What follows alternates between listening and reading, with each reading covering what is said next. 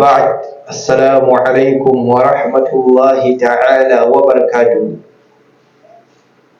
يوم الخميس 4 ga watan Ramadan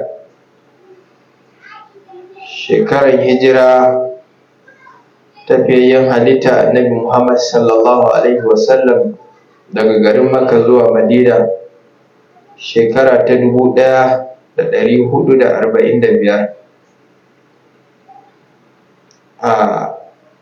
Insha Allah za mu ansa tambayoyi da aka rubuto, wasu kira suka yi a waya, wasu kuma sun rubuto ne ta kafar sadarwa ta zamani wato Facebook,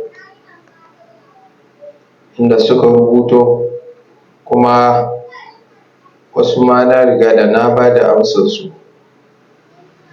gwargwadon abin da Allah ya hore wanda na sani a kai. Wasu ma wanda aka tambaya wanda ban san su ba ban ansa su ba, sai zuwa wani lokaci idan na yi bincike za a ji amsarsu insha Allah. Mai tambaya ta farko, Malam shin bayan sallama assalamu alaikum, Malam shin ya halatta na auri 'yar ƙanina wanda uwa ɗaya amma uba kowa da nashi?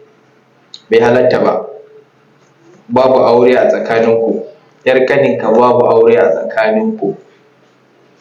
'Yar ƙaninka ko 'yar yayanka babu aure a tsakaninku, saboda faɗin Allah tabaraka wa ta'ala a cikin suratul nisa'i aya ta 23, wanda an jero mataye wanda dangantaka ta haɗa mutum da su, wanda babu aure a tsakaninsu na har abada, su guda 7, kuma 'yar ƙaninka ko 'yar wanka yana ciki, saboda haka babu aure a tsakaninku. Wallahu ta'ala a'lam. Mai tambaya ta biyu yana cewa assalamu alaikum, Malam ina da fili kuma ina da keke napep ana yi mini aiki da ita, shin zan cire musu zakka? Babu zakka a kansu, babu zakka a cikin abin da aka saya ana aiki da shi. Wannan keke napep ɗin ka saya kana aiki da ita ne, kuɗin da ta tara shi ake cirewa zakka. Filin nan ka saya ba don kai kasuwanci da shi ba ne, ma'ana in ka ga riba ka sayar ka sake sayan wani, shi ma babu zakka a kan shi. Amma idan kuɗinka sun kai ka cire musu zakka, sai ka je ka siyo napep a daidai lokacin da ya kamata a ce ka cire musu zakka don ka gudu wa zakka, to wannan kai ma ka san me kai, Allah ya san niyyarka. Haka nan idan kuɗinka sun kai zakka sai ka je ka sayi fili dab da za ka cire zakka don ka gudu wa zakka, to wannan kai ma ka san me kai, Allah ya sani. Saboda haka babu zakka akan wannan keke napep ɗin da wannan filin. Wallahu ta'ala a'lam. Mai tambaya na uku, mai tambaya na gaba tana cewa assalamu alaikum, Malam shin zan cire wa gold ɗina da na saya domin na yi ado da shi zakka? Babu zakka a kan shi.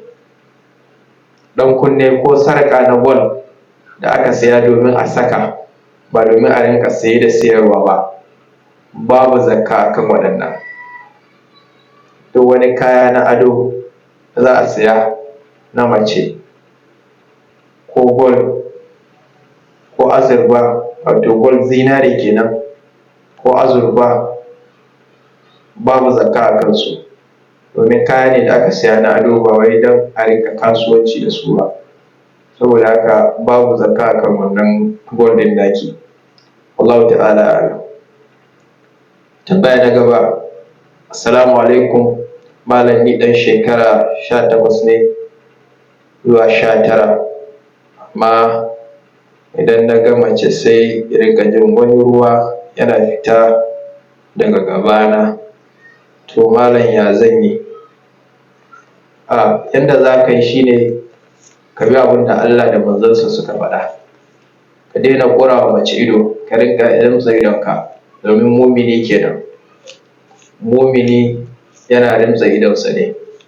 Ka daina ƙura wa mata ido, irin wannan kallo da ake cewa dogon kallon nan, to in ka ga mace sai ka rinƙa kau da idonka, wanda akwai kallo na fuja, na lalura, wanda zai zo maka ne kawai sai ka ga abu, to wannan shi babu laifi. Amma wanda za ka tsaya, in dai har za ka tsaya ka rinƙa ƙura wa mace ido, to komai zai iya faruwa, shaiɗan zai iya wasa da hankalinka.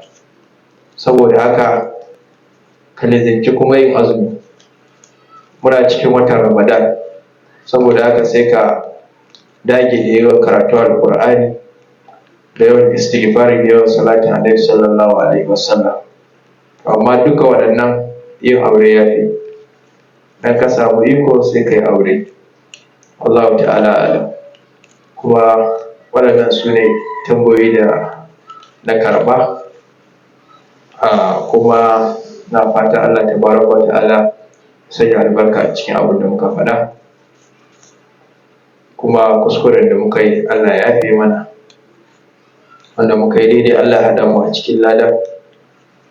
Subhanaka Allahumma wa bihamdik, ashhadu an la ilaha illa anta, nastaghfiruka wa atubu ilayk. Wassalamu alaikum.